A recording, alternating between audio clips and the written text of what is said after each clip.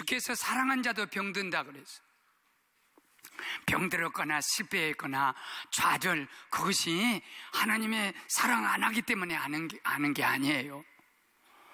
나사로가 병들었는데 주님이 가장 사랑하는 오빠가 병들었어요.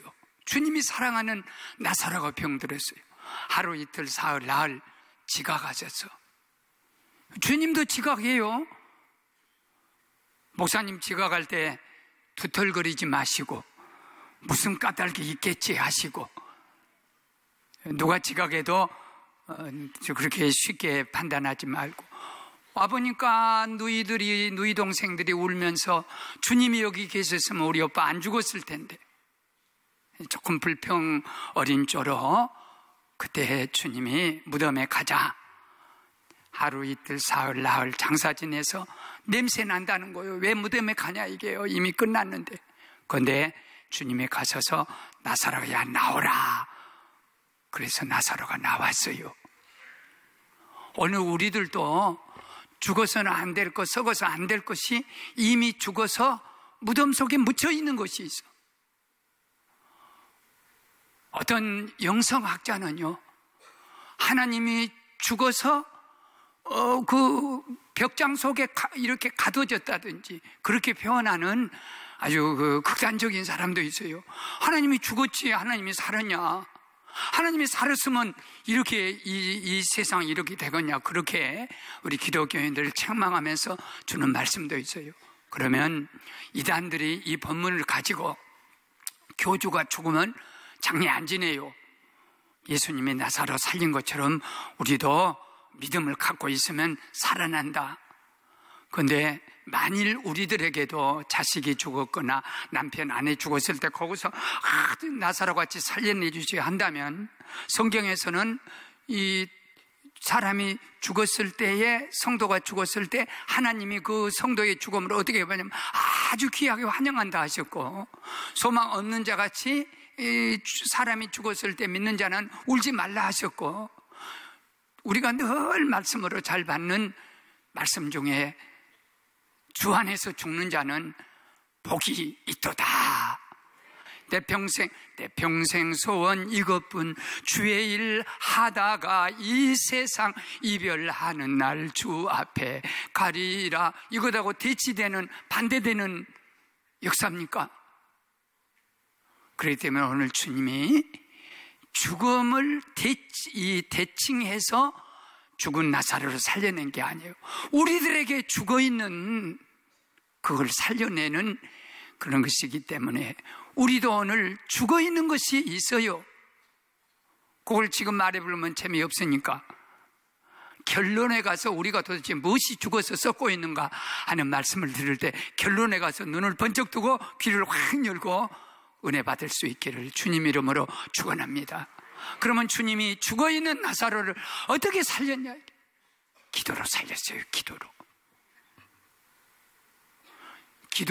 기도 우습게 보면 안 돼요.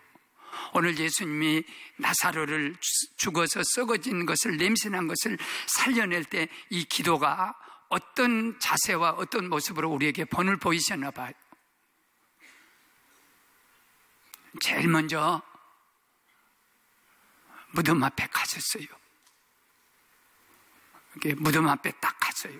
돌무덤이에요. 동굴로 된 그 동굴을 파서 돌문을 만드는 그런 무덤이에요. 그런데 거기 돌문에 가서 제일 먼저 하신 것이 돌문을 이렇게 굴리라 했어요. 그러니까 사람이 할 수 있는 일은 너희가 해라 이겠죠. 아무것도 안 하고 그냥 하나님의 막 기도하는 것도 훌륭하지만 사실은 우리가 할 수 있는 것은 다 하는 거예요. 야곱도 할 수 있는 거 다 해놓고 마지막 인간이 할 수 없는 것 때문에 하나님 앞에 손들고 야복강에서 환도뼈가 부러지도록까지 기도하는 거예요. 그 다음에 또 하나, 하늘을 우러러 보시며 아버지여 내 말을 들으신 것을 감사합니다 하면서 기도를 했어요. 이렇게 돌무덤 앞에 가서 문제하고 딱 맞부딪힌 거예요. 문제 앞에서 두려웠고 떨고 걱정하고 염려한 게 아니에요. 문제 앞에 딱 맞닥뜨린 거예요. 그런데 아버지여 하늘을 우러러 보면서 문제 속에서 내가 문제를 해결하려면 얼마나 불가능한 일이라면, 사람들은 대부분 그래요. 문제가 생기면 내가 어떻게 내 힘으로 문제를 풀어보려고 하는 사람은 얼마나 어리석은 사람이냐면, 나사로가 죽어서 하루 이틀 사흘 나흘 썩었는데 그곳에 가서 내가 가서 야 나사로를 살려야 쓰겠다, 이건 불가능한 일이라는 거예요. 지진이 나는데 거기서 내가 지진을 장풍을 이용해 가지고 이거 불가능한 일이라. 홍수가 져서 막 밀려오는데 내가 손으로 이렇게 내 힘은 나는 떠내려 가고 문제 속에 들어가 버린 거예요. 그러니까 모든 사람들이 문제를 해결해 보려고 문제 속에 들어가면 지가 문제가 되어버려요. 그리고 문제가 돼가지고 또 문제를 일으킨 거예요. 그러면 주님은 우리에게 어떤 것을 보여주셨냐면, 아버지여 내 기도를 들어주시옵소서. 기도가 무엇이냐면, 내가 문제를 만났을 때 내가 문제를 풀 수 없기 때문에 하나님이 문제를 풀도록 하나님에게 기회를 주신 것이 기도예요. 그렇기 때문에 하나님의 문제의 기회를 주면 하나님이 못할 것이 없는 거죠. 전능하시지, 전지하시지, 아버지시 나를 사랑하시지. 그렇기 때문에 어떤 일을 만나든 무슨 일을 만나든 내가 그 문제를 풀라는 것은 죽은 나사로를 내가 살릴 수 없는 것만큼 불가능한 일이에요. 그렇지만 이 불가능한 일은 전지하시고 전능하시고 모든 걸 할 수 있고 나를 사랑하시는 주님이시기 때문에, 아버지여 이 문제를 주에게 드리오니 주님이 이 문제를 풀어주시옵소서. 기도보다 위대한 것이 없는 거예요. 이 기도의 능력을 잃어버리게 되고 기도의 믿음을 잃어버리게 되면 무엇인지 내가 할 수 있다고 생각하는 거예요. 그러면 하나님이 보실 때는 거의 불가능해요. 그런데 이 기도는 하나님이 구하라 주실 것이요, 두드려라 열릴 것이요, 찾으라 찾을 것이라 주님이 약속으로 주신 거예요. 그럼 우리가 그냥 맹탁 없이 하나님 내 문제 해결해 주십시오, 아니요, 주께서 우리에게 뭐라고 했냐면, 이를 성취하신 여호와, 행하신 여호와, 이를 성취하신 여호와께서 말씀하신다. 너는 내게 부르짖으라, 울부짖으라. 내가 네게 응답하겠고 크고 비밀한 일을 너에게 보여주리라. 주님이 그렇게 하라 했어요. 기도는 내가 하는 게 아니요, 너희들이 어렵고 힘들 때, 그렇기 때문에 기도는 열쇠와 같이 내가 풀 수 없지만 하나님의 기회를 드리면 언제든지 주님께서 문을 열어도 주시고 크고 비밀한 일, 상상할 수 없는 그런 역사를 우리에게 보여주실 줄로 믿습니다. 우리는 신비한 존재예요. 교회는 신비한 역사예요. 그렇기 때문에 교회에서 늘 와서 정말 우리 교회가 이 기도가 별것이 아니라 했을 때 그는 끝나는 거예요. 정말 우리는 별것이 아닌 거예요. 그런데 기도밖에는 이런 유가 나갈 수 없다는 말씀, 역사가 일어날 수 없다는 말씀 딱 의지하고 하나님께 기도하기 시작하면, 환난은 우리가 당한다 그랬어요. 환난을 당하나 담대하라 했고, 환난일 날에 하나님을 부르짖어 기도하면 내가 네게 응답하겠고 네가 나를 영화롭게 하리라 그랬어요. 다른 걸 다 잊어도 괜찮아요. 우리가 기도를 잊어버리면 안 돼요. 저는 이 D.L. 무디의 책을 읽다 보면 설교 원고를 검토하는 문학자가, 영문학자가 보니까 설교를 한 편을 작성하는데 한 10번이나 이 소위 문법이 틀리고 철자가 틀린 거예요. 구두 수선하다가 하나님 부름받아가지고, 구두 닦기 하다가 하나님 부름받아가지고 시카고에서 세계에 제일 가는 부흥사요, 사람의 마음을 회개시키는 역사. 그분은 무엇밖에 없냐면 말씀하고 기도 두 가지밖에 없는 거예요. 그 얘기는 믿음밖에 없는 거예요. 다른 사람이 다른 사람은 다른 스펙을 다 갖출 때 이 사람은 오직 믿음을 갖춘 거예요. 기도를 갖춘 거예요. 이게 뭐 일어나 저러나 기도하게 되면 기적이 일어나니까. 아니 무슨 학위가 기적을 일으킵니까? 무슨 재정 능력이 재정으로 할 수 없는 그런 불가능한 일을 일으키십니까? 세상에 무슨 권세가 어떤 권세를 다 준다 할지라도 그 권세가 역사를 일으킵니까? 하나님의 역사를 일으킵니까? 접근도 못해요. 근데 무디에게는 그런 역사가 일어난 거예요. 그러니까 주의 종에게 가장 중요한 영성은 능력인 거예요. 이 두 가지가 있어요. 우리가 하나님 말씀은 반복해요. 반복하면 기적이 일어난 것처럼 좋은 것은 반복해서 계속 듣게 되면 역사가 일어나. 한 번은 신방 갖고 오는데 두 가지 얘기를 할게요. 하나는 아들을 훈련시키는데 2층에서 아들이 아빠 그러니까 어이구 내 아들아 위에서 뛰어내리라 아빠가 붙들어 줄게. 그런 게 아이는 아빠 말만 믿고 위에서 2층에서 밑으로 베란다에서 툭 뛰어내렸는데 아버지가 비껴버렸어. 어떻게 애가 땅바닥에 떨어져야 하는데 건초 더미가 다 있어가지고 아버지 계산에 내가 안 받아주면 건초 더미에 떨어질 거다 하고 건초 더미에 딱 떨어져서 그래도 애가 화가 나서 아빠 어떻게 나한테 거짓말할 수 있어? 나 죽을 뻔했잖아. 그렇게 유명한 얘기가 있어요. 아들아 너 잘 들어. 이 세상에서 믿을 사람 하나도 없다. 너가 애비도 믿지 마라. 예레미야 17장 5절 보면요 여호와께서 이같이 말씀하신다. 무릇 사람 믿으며 육신으로 그의 힘을 삼고 마음으로 여호와를 떠난 자는 저주받는다 그랬어요. 그러니까 사람 믿으면 결국은 그 사람이 자빠질 때 같이 자빠져. 여기 재밌는 얘기도 있어요. 목욕탕에 갔는데 아빠가 시원하다 시원하다. 그러니까 아들이 아빠 시원해 시원하다. 그러고 들어가니까 어떻게 뜨거운 65도 물이요. 애가 놀래 튀어나오면서 믿을 놈 하나도 없구만. 정말 이건 교훈이에요. 그다음에 두 번째 스토리는 뭐냐면 그 아들에게 이 정원에 있는 돌을 훈련시키는 거예요. 이쪽으로 1m만 옮겨라. 그러면 상을 준다. 최선 다해서요. 저녁에 오니까 이게 그대로 있어요. 아들아 왜 이거 못 옮겼냐? 내가 옮겼어요. 최선을 다 안 했고 아니요 지리 때도 해보고요. 별거 다 해도 내 힘에 붙여서 못해요. 너는 최선 다 안 했어. 아빠 최선 다 했다니까. 너의 최선은 아빠에게 도와주세요 부탁하는 것이다. 여러분 어떻게 생각하세요? 무슨 생각을 하세요? 사무엘상 12장 23절에 사무엘이 나 공부 못했습니다. 뭐 약합니다. 돈도 없습니다.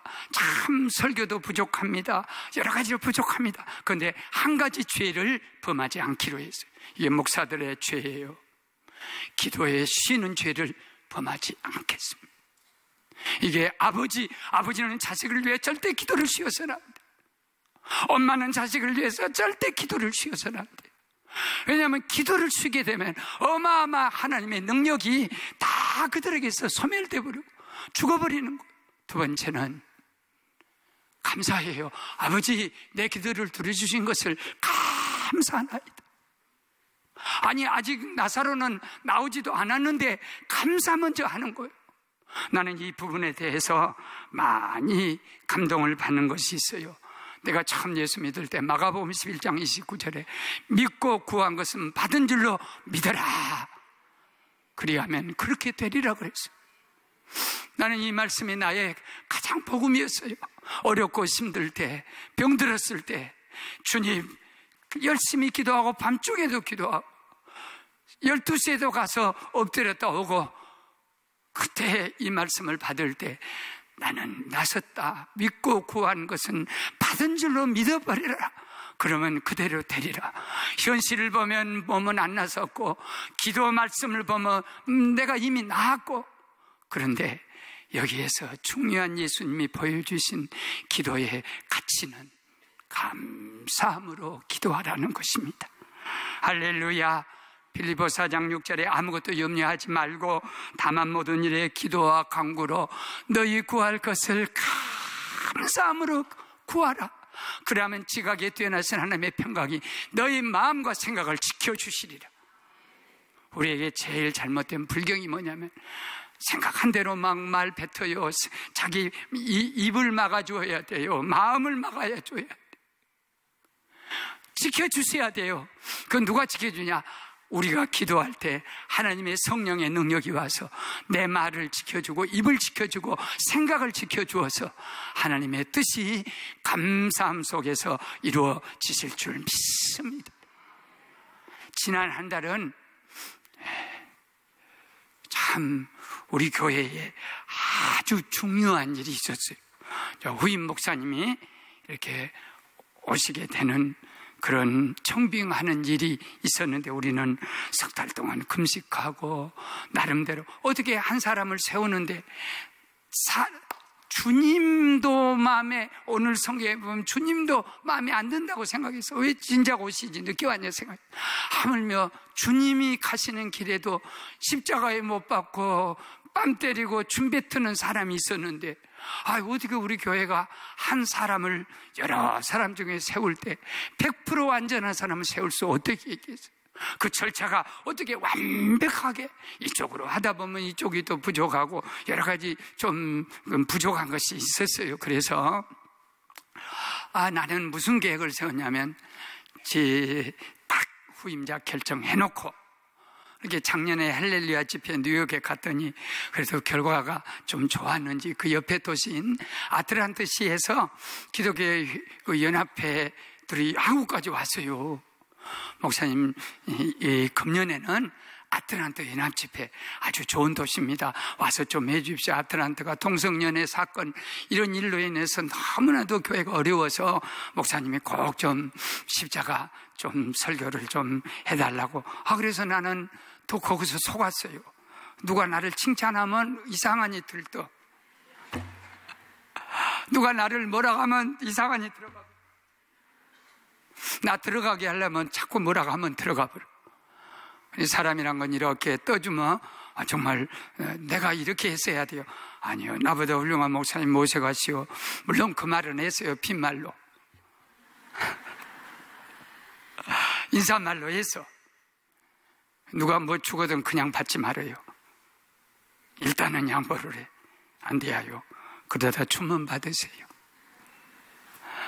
내가 양보해도 꼭 오셔야 한다는 거예요.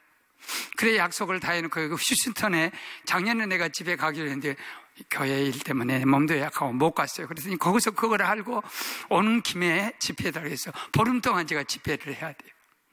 아틀란타는 두 쪽에서 서쪽에서 하고 동쪽에서 두 번 집회하고 또 휴스턴 해야 돼요. 얼마나 귀한.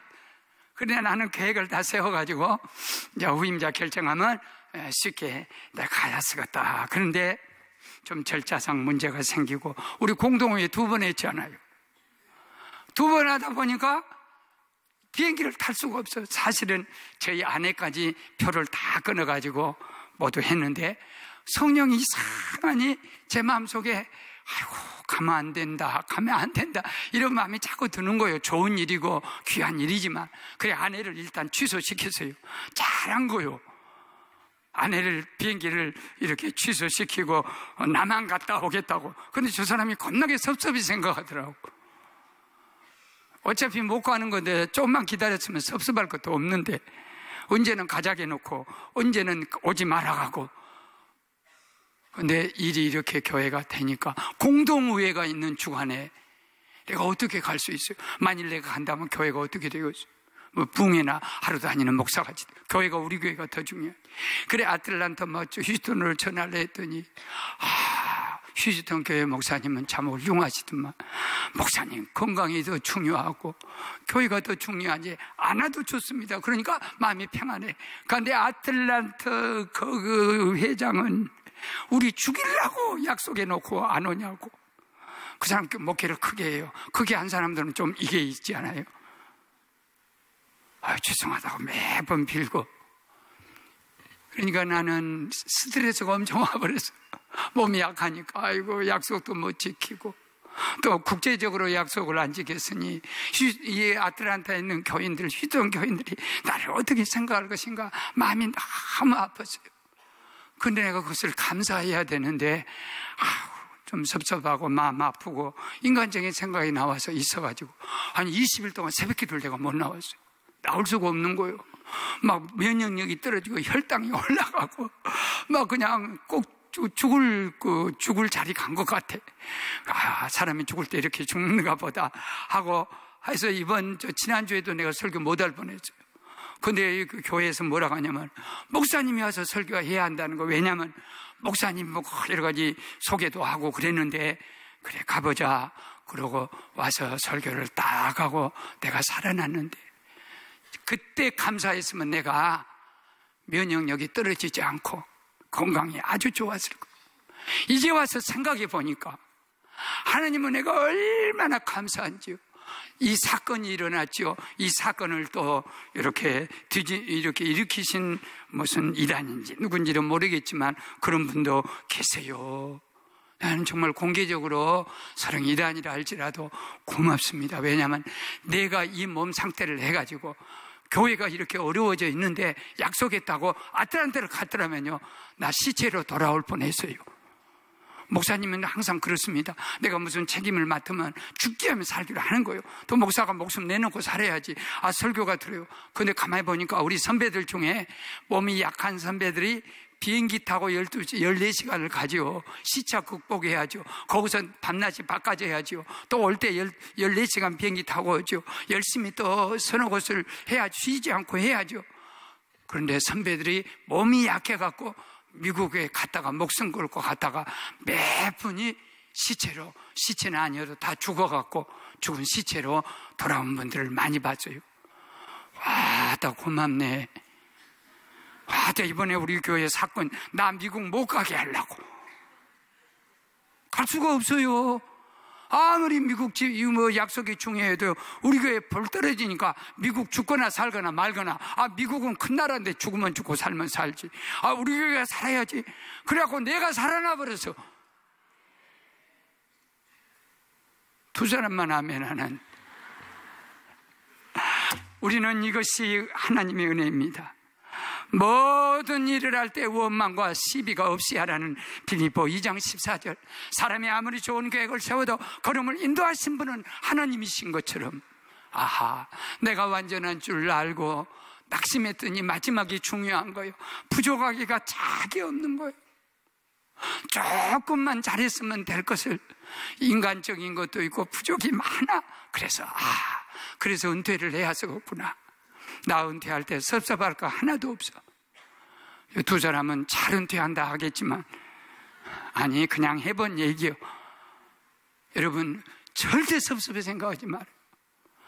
유행가 가사도 뭐라고 합니까? 떠날 때는 깨끗하게 목욕탕 가서 옷을 벗듯이. 하나님이 인간의 연약함, 나의 부족, 이것을 가르쳐 줬구나.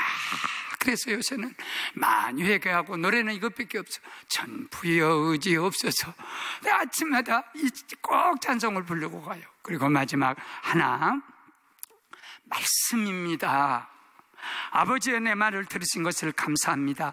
나사로야 나오라 그랬어요. 죽은 지 나흘 된 나사로가 천으로 자기 수족 동에 맨 채로 나왔습니다. 풀어놓아서 맘대로 돌아다니게 하라. 자유를 주었습니다. 나는 하나님 말씀이 제일 무섭습니다. 하나님 말씀이 얼마나 무서웠으면 지방에서 그래도 공무원 하면서 나름대로 월급 받아서 11조 바치는 기쁨, 그래도 교회 섬기는 기쁨, 홀어머니 고생 평생 했던 어머니 이렇게 고생 않도록 할 수 있었던 이런 기쁨이 내게 한 4년 5년이 있었어요. 그런데 주님이 부르신 거예요. 네가 하나님 나라를 위해서 전토를 버리고 직업 버리고 부모와 자식과 아비와 어미를 다 버리게 되면 내가 너에게 100배를 주고 영생을 준다 하는 이 말씀이 나를 강력하니 불러서 세상과 다 버리고요, 약해도 부족해도 갈 수밖에 없었어요. 아브라함 보세요. 독자 이삭을 바치려 할 때 하나님 말씀이 얼마나 무섭고, 하나님 말씀은 타협할 수도 없고 의논할 수도 없고, 주의 말씀이 떨어지면 그냥 보세요. 죽어서 나흘 된 썩어진 나사로 보고 나사로야 나오라 하니까 시체가 그 말을 듣는 거예요. 시체가 하나님의 말씀, 이 하나님의 말씀은요, 해야 있으라며 해가 없는 해가 억만도 되는 그 도수를 가지고 세계, 우주 세계를 다 봄, 여름, 가을, 겨울을 오게 하고 따뜻하게 하고, 이 지구가 우리 동네 속에서 태양을 이렇게 돌다가 우리가 이쪽으로 북쪽으로 오면 추위가 되고, 점점점 좀 나가면은 봄이 오고, 점점점 더 나가면 뜨거운 여름이 오고, 점점점 하면 가을이 오고, 이 놀라운 신비한 역사가 말씀 앞에서 없는 것이 있었어요. 이 썩은 것도 하나님 말씀 앞에 그 말씀을 듣고, 이게 말씀의 능력이고 부활의 능력이고 역사의 능력인데, 하나님 말씀 앞에 아무것도 늑장 드릴 것이 없어요.